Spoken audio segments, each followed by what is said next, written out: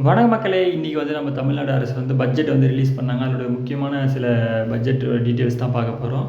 Next வீடியோலயும் அப்கமிங்ல என்னென்ன இருக்குன்னு சொல்லிட்டு டீட்டெயிலா பார்க்கலாம். ஃபர்ஸ்ட் வந்து இது பாருங்க. இதில வந்து என்னன்னா நம்ம வந்து super clean and super campus அதுக்கான வந்து ரூ. 139,00,00,000 வந்து ஒதுக்கியிருக்காங்க தமிழ்நாடு அரசு. அதே மாரி வந்து நம்ம வந்து கவர்மெண்ட் ஸ்கூல்ஸை வந்து நவீனமயமாக்கல், அதாவது டிஜிட்டலைசேஷனாக மாற்றுறதுக்காக என்ன பண்ணியிருக்காங்க, 300 கோடி அதுக்கு வந்து ஒதுக்கியிருக்காங்க. அதே மாதிரி வந்து பள்ளி பாடத்திட்டத்தில் சீர்திருத்தம், அதாவது புக்ஸ்லலாம் வந்து என்ன சில சேஞ்சஸ் கொண்டு வர போகிறாங்க.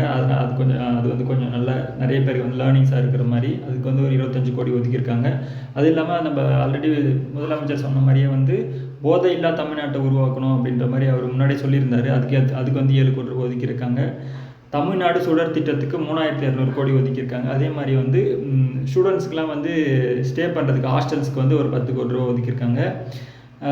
அதே மாதிரி வந்து மடிக்கணினி, அதாவது நம்ம லேப்டாப் கொடுக்குறாங்க இல்லைங்களா, அவங்களுக்கு அதுக்காக வந்து ஸ்கூல் பசங்களுக்கு லேப்டாப் கொடுக்கறதுக்காக வந்து ஒரு 2,000 crores வந்து ஒதுக்கீடு பண்ணியிருக்காங்க. அதே மாதிரி வந்து இந்த நம்ம லைப்ரரிக்காக ஒரு 10 கோடியும், சைக்கிள் கொடுக்குறாங்க இல்லைங்களா ஸ்கூல் ஸ்டூடெண்ட்டுக்கு, அதுக்கு வந்து ஒரு 277 கோடி வந்து ஒதுக்கியிருக்காங்க. அதே மாதிரி வந்து தொழில் முனைவோர் திட்டம், அதாவது வந்து நம்ம சிறு தொழில்கள்லாம் இந்த இது ஆண்டர்ப்ரனர்ஷிப் வந்து டெவலப் பண்ணுறதுக்காக வந்து என்னென்னா ஒரு 75 கோடி ரூபாய் ஒதுக்கியிருக்காங்க.